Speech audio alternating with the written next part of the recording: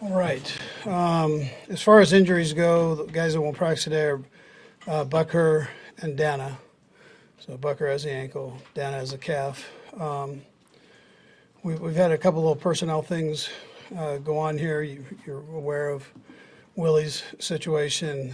Darius Harris can fill in there. I mean, we've got people to fill in, but Darius has a chance to step in there.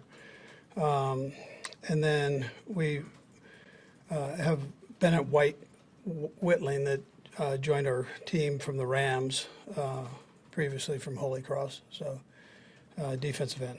All right. So other than that, we look forward to the challenge of playing the Colts. We know they're a good football team, and in this thing, it's record aside. I mean, they're talented, they're well coached, it's a well organized organization. So we've got to make sure we have a good week of practice, and that's starting today. So that time's yours. Coach Andy Reid, being here, what do you see out of him that makes you think he's ready for this spot time? Yeah, well, he's coming off good preseason. He kind of knows everything. He's a sharp kid, so I think he's tough. He's got a good concept of the defense, so I think he'll do a nice job. Physically, good size. Coach, with Indianapolis being that close to the playoffs last year, they felt that a quarterback switch was needed to bring in Matt Ryan. What have you seen the first two games that, gives you signs that, not that they're not a good team to work with, because they are, but they've had problems trying to close out. Obviously, they tied with Houston, who wasn't exactly burning the barn down last year, and then last week, not being able to score against Jacksonville. Yeah, so, this time of the year, you got to prepare yourself for, anything and everything. Obviously, Ryan he's proven to be a good player, and so we don't get caught up on all that. Then we know what he's capable of doing, so we don't mess around with that. Yeah, we just get ourselves ready to go against their scheme right now. Coach. Sorry. Go ahead. Andy, when were you all made aware of Willie's suspension? Yeah, so they went through Brett. Probably a better question for Brett. I don't know what we can say and can't say on it, but I'd probably leave it at that, and then we can get that to you. I'll check with our people here. So we had an idea. We had a heads up on it. The exact date, I can't. Sorry, Coach. On the subject of Willie Gay, I know there's the penalty part of things, but there's also, we talked to him at training camp, and he was talking about his mental health, and we know that's been a subject with him, and he seemed like he was in a really good place and things are going well. We can imagine football's very important to the kid. To take him away from that, have you been in no competition committee meetings about what's the right way for Willie to not be involved, be involved, and make sure that he's getting everything in the best situation for him personally? Yeah, that's tough to answer. I have been in on those meetings. The league's very sensitive to issues off the field. They're also sensitive to the mental health part of it. So, and Willie and I had a nice visit.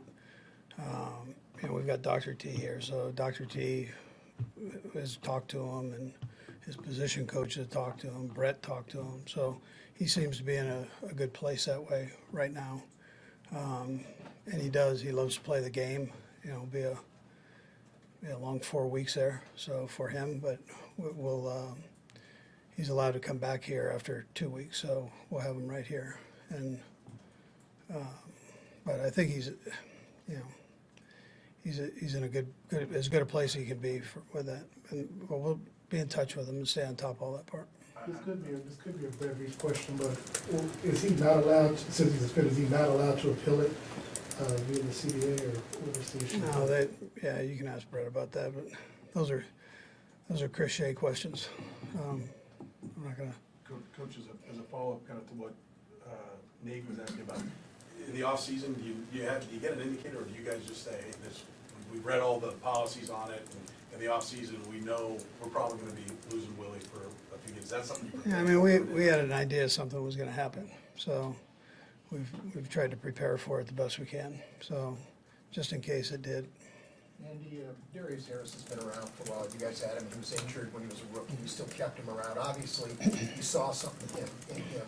What was it you saw in him that led you to believe he could develop into a pretty good player. Yeah. So I tell you, he's smart, he's instinctive, he's tough, he's got a good grasp of the defense, and Spags does quite a few things, within the scheme. So you've got to be able to process all that, and he does a good job of that. How important does Nick Bolton become over the next 4 games as you're trying to work Harris first and then maybe someone else even in?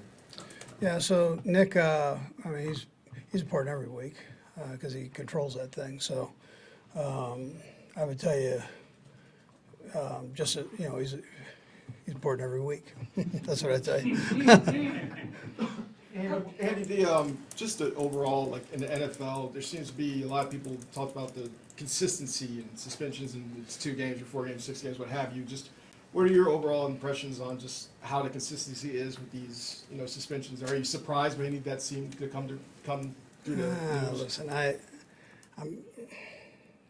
that's a loaded question that I don't want to lose money on or not money on. But and I'm not really familiar with every little thing that happens to each team. I don't know that right off the bat. So I think they try to be consistent with it the best they can. Coach, when you think about the timing of it, after week 2, does that surprise you at all? Did you guys have any indication that it'd be after week 2? Had an idea of be in this area here. Yeah. So. Coach, with Willie Gay is so fast, and his speed, I'm sure, is hard to replace. So what kind of adjustments do you have to make when you don't have that speed in there? Yeah, no, he is. He's a fast player, but we should be okay with that. We should be good with Darius. He'll be all right there. Andy, just given that you guys have sort of a timeline of when a Willie Gay suspension might come down, do you have any indication on Frank Clark at all? I don't. No. Yeah. Coach, you mentioned the Colts and Frank Reich being a good coach and all that stuff.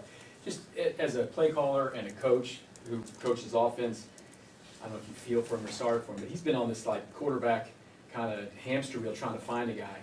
How difficult of a job is that for a coach to try to indoctrinate a new quarterback each and every year to go through that after he had a franchise quarterback there and they kind of had the rug pulled out from under him late in the game before the 1 year? Yeah, so I'm good friends with Frank. He does a heck of a job with it. And it's tough, but he's got some good guys that have stepped in, so done okay for him. So still early in the year here, so we got to make sure that we're right. I'm not as concerned about all of that as making sure that we do our jobs. Leo Chenal is a rookie, and he probably would involve a position switch for him. But was he at all a strong consideration for taking Willie's spot? Yeah, he's playing quite a bit at the other spot, so we've just kind of left him there and do his thing. We want to make sure we have that taken care of there too. Jeez, Coach, I'm sorry. I keep That's all right. jumping in too early. I keep jumping before the snap. We talked to you Monday about short yardage situations. As you review that, one possibility is using a quarterback sneak, a play that's been effective throughout the history of the league. I just wonder, have you reconsidered that, and why the reason to not use that? Yeah, that wasn't the case on those 2 plays the other day. We had some mechanical difficulties, so we got to make sure scheme-wise, we blocking the right guys and go to the right place. There were a couple of problems, mistakes. Have you reconsidered using a quarterback sneak before? Or is that something Pat and you have talked about? Well, he's asked me about it. And your answer? Well, you saw what we did. We used Bell in there to do it. Andy, those third and shorts were obviously something you guys were really good at last year. Did you just look at these 2 games and say something? Yeah, we were wrong. We were wrong on what we did and how we went about doing the job. So as coaches, we got to make sure we're putting the guys in the right position, that the guys do the right thing. I mean, that's really what those came down to. It wasn't, we'll get that taken care of. For these first 2 live looks, how do you sense that Patrick is trusting the offensive line to give him enough time to sort of maneuver there? Yeah, I think he's got good trust in the guys. they've gone against two pretty good defensive fronts, and we got another one coming up here. This group is fully loaded. They've got speed on the outside, and they've got big, strong guys with some flexibility, run-pass flexibility inside. So it'll be another good challenge for us. But I think Pat's got pretty good trust in those guys. A couple more guys. This guy just got those 2 snaps at the very end. How do you feel about where he's at progressing? Yeah, he's doing a good job. He'll gradually get more every week as we go. So, that game actually was just how it worked out. But I mean, he'll keep getting involved in the game plan more.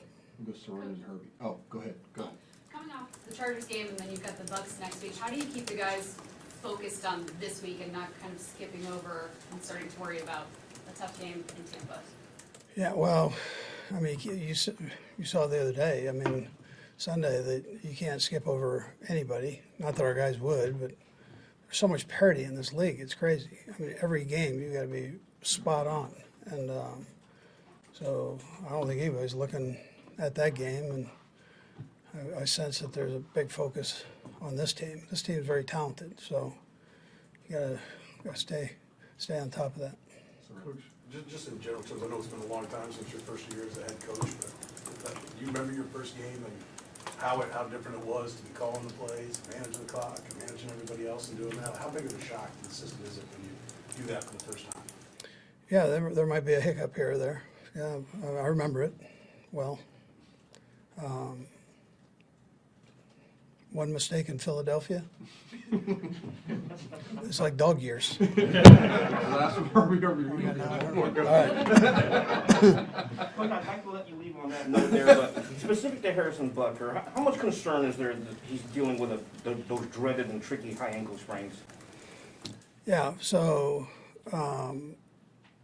they're tricky. I'm not necessarily telling you it's a high ankle sprain, it's an ankle sprain. But it's a matter of getting the swelling out, so, and then letting the tendons there heal up a little bit. It'll be all right. Great. Thank you, Coach.